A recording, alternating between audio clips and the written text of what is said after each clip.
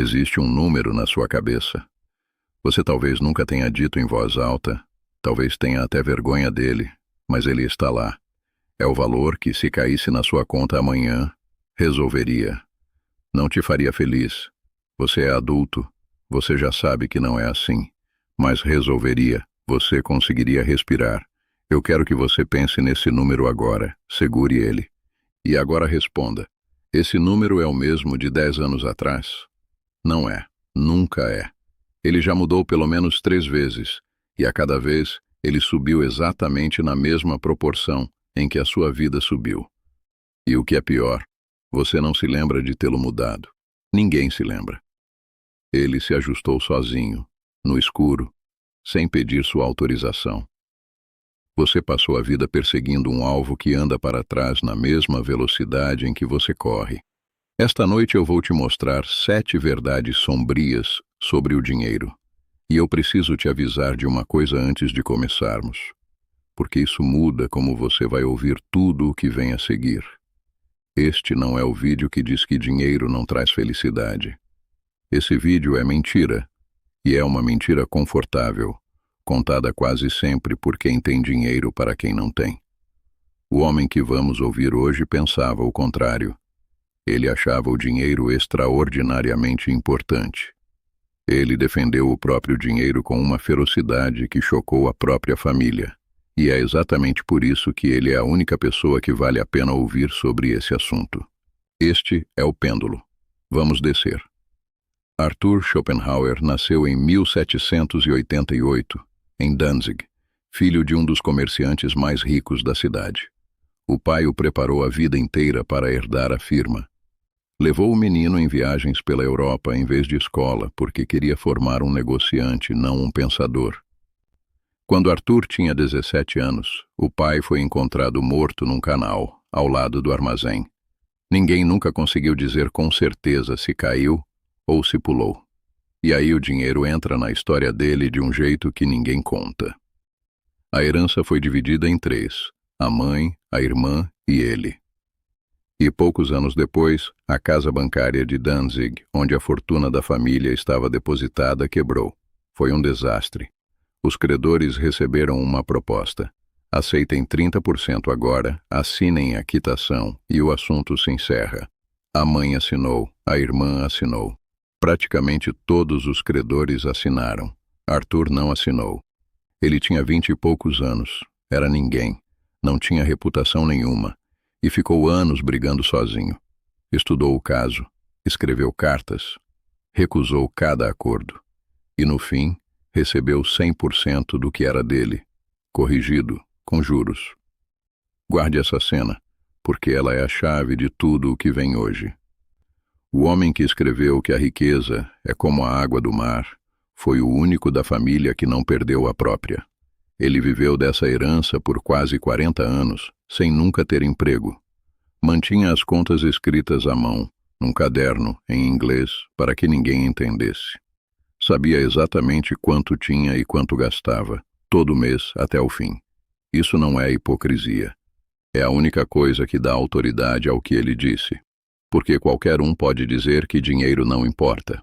Só quem entendeu exatamente o que o dinheiro faz e o que ele não faz, consegue defender o próprio patrimônio com unhas e dentes e, ao mesmo tempo, escrever que ele não vai te salvar. 7 verdades. Comecemos. A primeira verdade. O seu número não é uma quantidade. É uma divisão. Schopenhauer escreveu que a satisfação de um homem não depende da quantidade absoluta daquilo que ele possui. Depende da relação entre o que ele tem e aquilo que ele espera ter, entre as posses e as pretensões. Isso parece uma frase bonita até você perceber que é uma conta. E a conta tem 2 pontas. Se as suas posses dobram e as suas pretensões dobram junto, o resultado é idêntico ao de antes. Você não subiu.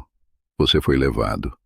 E é por isso que a pergunta quanto é suficiente nunca teve resposta em número nenhum. Em nenhuma língua, em nenhum século. Ela não é uma pergunta sobre uma quantidade. É uma pergunta sobre uma distância. Agora repare no que isso produz. Um homem com pouco, que espera exatamente aquele pouco, dorme a noite inteira. Um homem com 10 vezes mais, que espera 20 vezes mais, acorda apertado. Os dois olham para um extrato bancário. Um vê o teto, o outro vê o buraco. Pela conta de Schopenhauer, o segundo é literalmente o mais pobre dos dois. E isso não é jogo de palavras. É a descrição do que cada um sente ao abrir os olhos de manhã. E aqui está a parte que quase ninguém percebe. As pretensões não sobem por ganância. Elas sobem sozinhas. Elas sobem porque tudo o que você conquista vira normal em cerca de 3 semanas. E o normal não é uma conquista. É a linha de partida. Ninguém acorda decidindo exigir mais de si mesmo. Já subiu enquanto você dormia. Você não está numa escada. Você está numa esteira. E ela não tem defeito. Foi montada assim. A segunda verdade. O dinheiro é a única coisa no mundo que serve para tudo. E é exatamente por isso que ele não serve para nada. Schopenhauer escreveu uma frase que soa como blasfêmia na boca de um pessimista. O dinheiro é a felicidade humana em abstrato. Pense no que isso significa. Todos os outros bens do mundo são concretos. Um pão resolve a fome, e só a fome. Um casaco resolve o frio, e só o frio. Uma cadeira resolve o cansaço das pernas.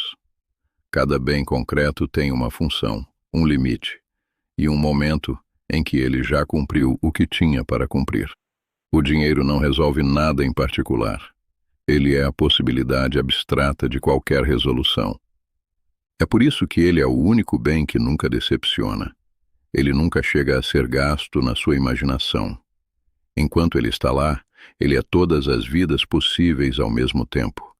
E é também por isso que ele nunca satisfaz. Porque o que satisfaz é sempre concreto, e o abstrato não tem como saciar. Mas Schopenhauer não parou aí. Ele completou o raciocínio com a frase que corta. Ele escreveu que, justamente por ser a felicidade em abstrato, o dinheiro se torna o objeto do amor de quem já não é mais capaz da felicidade em concreto. Leia de novo, devagar. Quem já não é mais capaz da felicidade em concreto.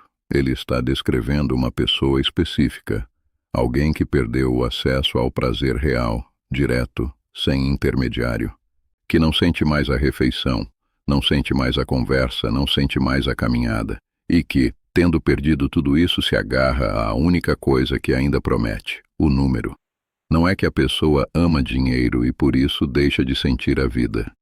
É o contrário. Ela deixou de sentir a vida, e por isso o dinheiro é o que sobrou.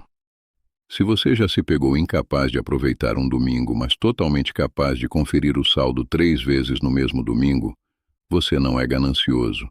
Você está exatamente na descrição. A terceira verdade. A água do mar não é o dinheiro. Na quarta-feira eu dediquei um vídeo inteiro à frase mais citada e mais mal citada de Schopenhauer. A riqueza é como a água do mar. Quanto mais se bebe, mais sede se tem. Se você não viu, vá ver depois, porque aqui eu vou direto ao que importa hoje. A frase não termina ali. No mesmo parágrafo, ele escreveu: o mesmo vale para a fama. E isso destrói a interpretação de todo mundo, porque se o mesmo vale para a fama, então a frase nunca foi sobre dinheiro. Dinheiro era só o exemplo mais fácil de entender. A frase é sobre qualquer coisa que se bebe para curar uma sede que não é sede. A água do mar pode ser o número, pode ser o reconhecimento, pode ser o corpo, o cargo, o convite, o like, a aprovação de um homem que já morreu. É qualquer coisa que você usa para tapar um buraco que não tem fundo. E aqui está a parte cruel. O mar, nessa história, é você. A quarta verdade. O dinheiro não compra alegria.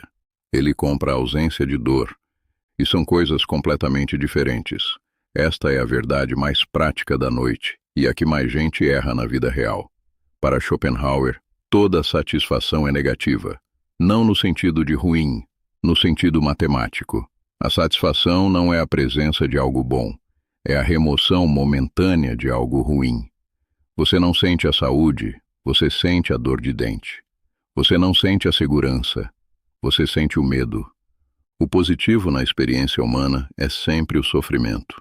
O bem-estar é só a subtração dele. Aplique isso ao dinheiro e você entende exatamente o que ele faz. O dinheiro tem um poder gigantesco e absolutamente real. Ele remove sofrimento. Ele remove o medo do aluguel, a humilhação do pedido de ajuda, a dor de dente que não é tratada, a viagem de 12 horas em pé, a submissão a um chefe que te destrói porque você não pode sair. Isso não é pouco. Isso é enorme. Quem diz que dinheiro não importa nunca teve o telefone cortado. Mas repare no que ele não faz. Ele não adiciona nada. Ele subtrai. E o erro que quase todo mundo comete é este. Depois que o dinheiro já removeu todo o sofrimento que ele conseguia remover, a pessoa continua acumulando na expectativa de que, a partir de certo ponto, ele comece a adicionar. Não começa. Nunca começou. Não é para isso que ele serve. É por isso que existe um ponto na vida de muita gente em que cada real a mais compra cada vez menos alívio até comprar zero. E essa pessoa continua correndo com a mesma intensidade atrás de uma ferramenta que já terminou o serviço dela. Você comprou o remédio inteiro. A dor acabou. E você continua tomando o remédio esperando que ele vire festa. A quinta verdade: a sua vida inteira cabe em 3 colunas, e você está investindo tudo na pior delas. Aqui está a espinha do pensamento de Schopenhauer sobre a vida prática, e é a coisa mais útil que ele escreveu. Ele dividiu tudo o que determina o destino de um ser humano em 3 colunas. A primeira coluna: o que você é. Saúde, temperamento, inteligência, caráter, a capacidade de sentir prazer, a capacidade de suportar dor, a cabeça com que você acorda todo dia. A segunda coluna: o que você tem. Bens, patrimônio, propriedade. O extrato. A terceira coluna: o que você representa. Aquilo que você é na cabeça dos outros. Reputação, posição, honra, status. O que dizem de você quando você sai da sala. E a tese dele é simples e brutal. A primeira coluna é infinitamente mais importante que as outras duas juntas, e é justamente nela que quase ninguém investe. Pense num homem doente, amargo e entediado dentro de uma mansão. E pense num homem saudável, curioso e de bom humor numa casa simples. Todo mundo sabe qual dos dois vive melhor. A conta é óbvia. E mesmo sabendo disso, praticamente todo mundo passa a vida transferindo recursos da primeira coluna para as outras duas. Você troca sono por hora extra, troca digestão por prazo, troca uma década da sua cabeça por um cargo. Isso é vender a primeira coluna para comprar a segunda. Mas a terceira é a pior de todas, e Schopenhauer foi implacável com ela. Porque a terceira coluna não existe, não fisicamente. Ela existe apenas dentro do crânio de outras pessoas, num lugar onde você não pode entrar, sobre o qual você não tem controle nenhum, e que se apaga completamente quando aquelas pessoas morrem. E é nela que vai a maior parte do que você ganha. Faça a conta com honestidade. Que porcentagem das suas maiores despesas dos últimos 5 anos existiria se ninguém, absolutamente ninguém, jamais ficasse sabendo delas? O carro seria o mesmo? O bairro, o relógio, a bolsa, a escola, a festa, a foto? Uma parte, sim. Conforto é real e conforto é a primeira coluna. Mas uma outra parte, e você sabe o tamanho dela melhor do que eu, foi pagar aluguel de espaço na cabeça de gente que não pensa em você nem 5 minutos por semana. Schopenhauer chamava essa obsessão de a maior loucura da vida humana. Não porque orgulho seja pecado, ele não era moralista, mas porque é o pior investimento matematicamente disponível. Você paga em coisa real e recebe em opinião alheia, que é volátil, que você não controla e que evapora. Você trabalhou 1 década. Vendeu primeira coluna. Comprou terceira. A sexta verdade. Você não trabalha por dinheiro. Aqui é o espelho. E eu vou pedir que você não desvie. Schopenhauer escreveu que a vida humana oscila como um pêndulo entre a dor e o tédio. A dor é o que sentimos quando falta. O tédio é o que sentimos quando não falta. E não existe um terceiro lugar onde o pêndulo pare. Agora aplique isso à sua semana. Quando falta, você trabalha porque precisa. Isso é dor, e é honesto, e não tem nada a me explicar. Mas quando não falta mais, E para muita gente que está me ouvindo já não falta, porque a jornada não diminuiu. A resposta que você vai dar primeiro é: porque eu quero mais segurança, porque os filhos, porque o futuro. Todas verdadeiras, todas parcialmente verdadeiras, e nenhuma explica porque a agenda continua cheia num sábado. Vou te oferecer a resposta de Schopenhauer, que é pior. Você continua porque a alternativa é o outro lado do pêndulo, porque um dia inteiro sem tarefa, sem meta, sem número para perseguir, é um dia inteiro sozinho com você mesmo. E é isso, não a pobreza, que a maior parte das pessoas está evitando quando trabalha demais. O trabalho não é só sustento. Para muita gente, ele é a coisa mais eficiente já inventada para não ficar em silêncio com a própria cabeça. E aqui vem a pergunta desta noite. É uma pergunta só, e ela é o espelho inteiro. Se aquele número, o que você segurou lá no começo do vídeo, caísse na sua conta hoje à noite, o que exatamente você faria na segunda-feira de manhã? Não o que você largaria. Isso é fácil, todo mundo sabe o que largaria. O que você faria? Se a resposta veio na hora, com detalhe, com nome, com hora marcada, ótimo, e eu falo sério. Você tem primeira coluna. Você sabe quem você é, e o dinheiro para você é ferramenta. Vá buscar. Mas se a resposta veio vazia, se veio um branco ou um "eu ia descansar um tempo", e depois eu via, então preste atenção, porque você acabou de descobrir uma coisa sobre a sua vida inteira. O número nunca foi o objetivo. O número era o adiamento da pergunta. Enquanto ele não chega, você não precisa responder o que faria com a sua vida. E é por isso e só por isso que ele precisa continuar subindo. Um número alcançado te obrigaria a olhar para o vazio que ele estava tapando. Um número inalcançável te protege disso para sempre. Muita gente não está perseguindo riqueza, está fugindo de uma segunda-feira em branco. A sétima verdade. Existe uma coisa que o dinheiro compra que vale tudo. E não é nenhuma das que você está pensando. Se o vídeo parasse na sexta verdade, ele seria só uma noite ruim. Mas Schopenhauer não parou ali. E aqui está a saída. E ela é concreta. Volte à cena do começo. O homem que brigou anos sozinho contra um banco quebrado para receber 100% do que era dele. Por que ele fez aquilo? Não era para comprar casa. Ele morou a vida inteira em quartos alugados. Não era para comprar status. Ele era desprezado pela universidade, humilhado por Hegel, e passou 30 anos sem que ninguém lesse o livro que ele considerava a obra da vida dele. Ele brigou por aquele dinheiro por um único motivo, e ele disse isso com todas as letras: para não ter que vender o seu tempo. A herança comprou uma coisa só, e comprou perfeitamente: manhãs. Manhãs livres por 40 anos para escrever o que ele quisesse, sem responder a ninguém, sem cortejar ninguém, sem suavizar uma linha para agradar um patrão ou uma faculdade. E é essa a única conversão que vale a pena, porque o dinheiro é tempo congelado. Ele já foi horas da sua vida uma vez, as horas que você trabalhou para ganhá-lo. Quando você gasta, você está descongelando essas horas e trocando por outra coisa. E aí só existem dois destinos possíveis para elas. Você pode converter dinheiro em coisas, e coisas caem na segunda e na terceira coluna. Viram normal em 3 semanas, exigem manutenção, e ainda cobram mais horas suas para serem sustentadas. Toda coisa comprada tem um custo escondido em tempo futuro.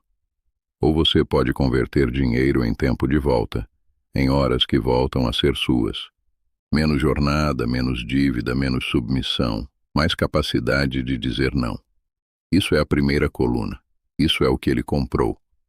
Mas e este é o fim, e é a parte honesta. Existe uma armadilha e é a mais importante do vídeo. Comprar tempo de volta só funciona se você tiver o que fazer com ele. Um homem sem nada dentro, ao receber um dia livre, descobre o tédio. E o tédio é insuportável. É por isso que tanta gente que finalmente pode parar não para. Porque o silêncio que sobra é pior do que a esteira. E aí ela volta correndo para a esteira e chama isso de disciplina. Então a conta final de Schopenhauer é esta, e ela fecha as 3 colunas. O dinheiro compra tempo. Mas o que torna o tempo suportável é a primeira coluna, o que você é. E a primeira coluna é a única das três que não pode ser roubada, não quebra num banco, não depende de opinião alheia e não some quando os outros morrem. Ou seja, você tem que construir a primeira coluna antes de conseguir o dinheiro. Porque se você chegar lá vazio, o dinheiro só vai te entregar mais horas de você com você. E essa é a pior punição possível para quem passou a vida inteira fugindo exatamente disso. O homem que juntou tudo e não sabe o que fazer na segunda-feira não é rico. Ele é um homem que comprou um dia inteiro e não tem para onde ir. Você passou a vida enchendo o cofre. O que estava sendo gasto era o relógio. Agora, a tarefa da semana. Uma só. E ela leva 3 minutos. Pegue a última compra grande que você fez. A última de verdade, não uma pequena. Divida o valor dela pelo que você ganha por hora. Faça a conta bruta mesmo, não precisa ser exata. O número que sair é o preço real daquilo, não em dinheiro. Em horas da sua vida que já foram embora e não voltam. Agora olhe para esse número de horas e responda uma pergunta, uma só.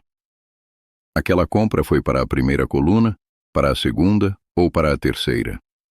Ela melhorou o que você é, aumentou o que você tem, ou pagou pelo que você representa? Não precisa se punir com a resposta. Não é sobre culpa.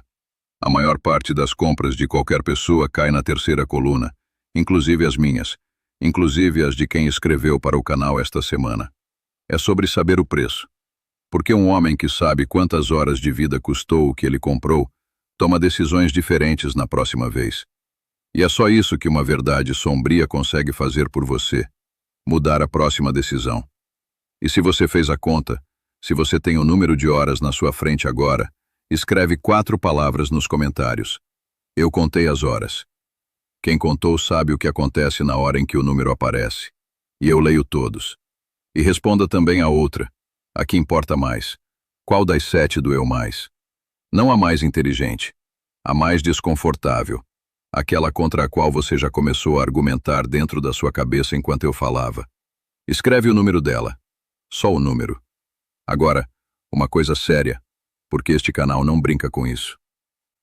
Existe uma diferença entre a insatisfação filosófica de que este vídeo trata, que é a condição de qualquer pessoa viva, e uma angústia financeira de outra natureza. Dívida sem saída, aperto real no peito todo dia, insônia por causa de números, vergonha que não passa, ou a sensação de que o saldo é a única coisa que segura você de pé. Isso não é o pêndulo de Schopenhauer, e não se resolve com filosofia nenhuma. Se for o seu caso, procure ajuda real. Um profissional, um serviço de orientação de dívidas, uma pessoa de confiança. Dinheiro é o assunto sobre o qual as pessoas mais mentem e menos pedem ajuda. Pedir não é fracasso, é a única atitude lúcida disponível. Se este vídeo te atingiu, deixa um like. É assim que ele chega em alguém que, neste exato momento, está conferindo o saldo pela 3ª vez hoje. E se inscreva. Todo domingo a gente desce um pouco mais fundo. Quarta, 9 da noite, uma nova lâmina. Sexta, 10 da noite, a carta. E no próximo domingo, o pêndulo continua. 7 verdades sombrias sobre o sofrimento. Onde eu vou te mostrar por que Schopenhauer achava que a dor é a única coisa realmente positiva na experiência humana, e o que ele fazia com isso. Até lá. Viva sem se mentir.